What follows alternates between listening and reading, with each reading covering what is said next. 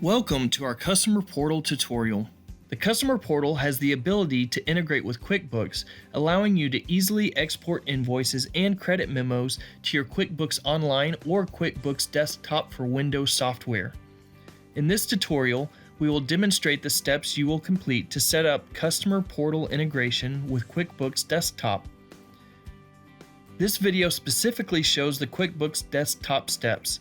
They are slightly different than the QuickBooks Online steps. Please refer to the QuickBooks Online video if that is the version used.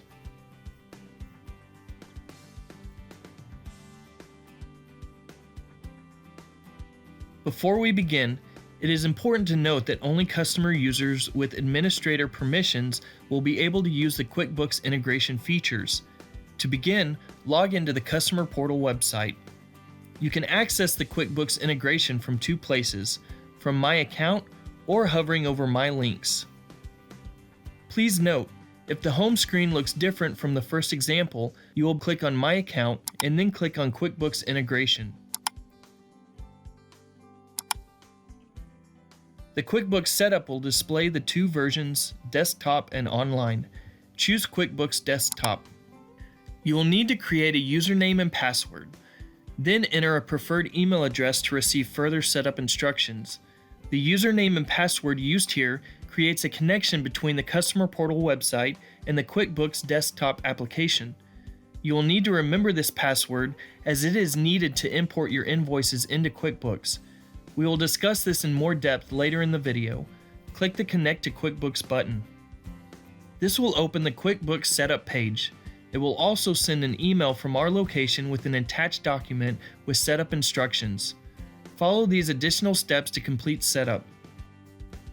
Once the connection has been established, you will be able to export invoices from the Customer Portal to QuickBooks. We will discuss how to export invoices later in this video. Next, let's look at the custom settings that are available.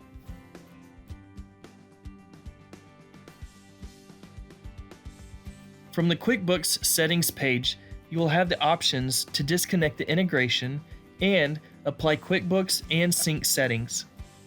It is important to note these settings will need to be established before invoices can be sent to QuickBooks. Click the Vendor drop-down and choose the vendor name you created in the QuickBooks system for our location. Next, click the AP Account drop-down and choose the desired AP account. Then click Apply Changes.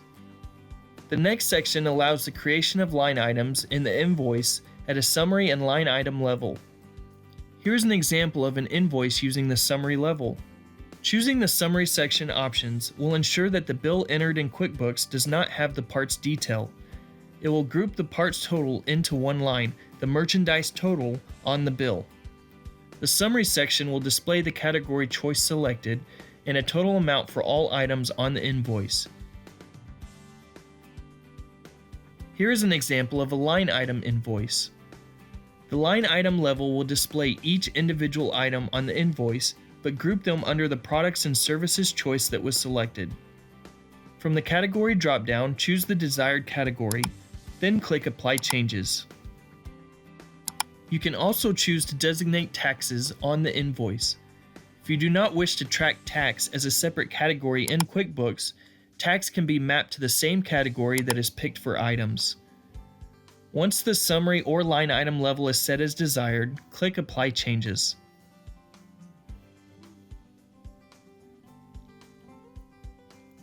From the QuickBooks Settings page, click the Sync Invoices drop-down menu in the Sync Settings area.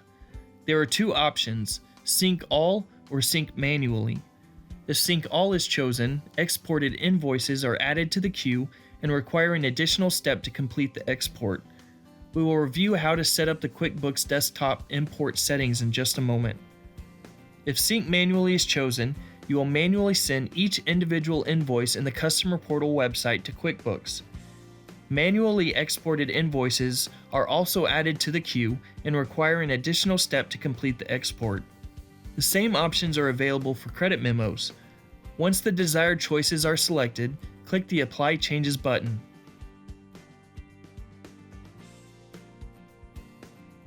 To manually send an invoice to QuickBooks, from the Customer Portal homepage, click Orders and Invoices. Please note, If the home screen looks different from the first example, you will click on My Account and then click on Invoices.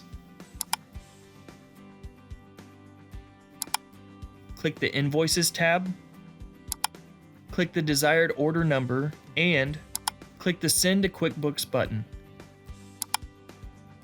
You will receive a green success message. Please note that if an invoice has already been sent to QuickBooks, the button will read Resend to QuickBooks. Resending a bill will remove the prior duplicate entry from QuickBooks. This will export the invoice to a queue and require an additional step to complete the export. We will review this additional step of how to set up the QuickBooks Desktop import settings next.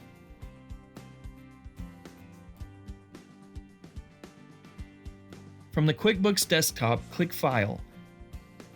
Then click Update Web Services. The connection should already be established. If it is not, you will need to complete the connection setup instructions you received by email. If the password field is blank, you will need to insert the password you previously created, which was used to connect QuickBooks and the Customer Portal website. Once the password is entered, a pop-up box will appear. Click Yes to save changes. Now that the connection has been completed, you have the option to set up an auto-run import or import manually. To import manually, check the select box and click the Update Selected button.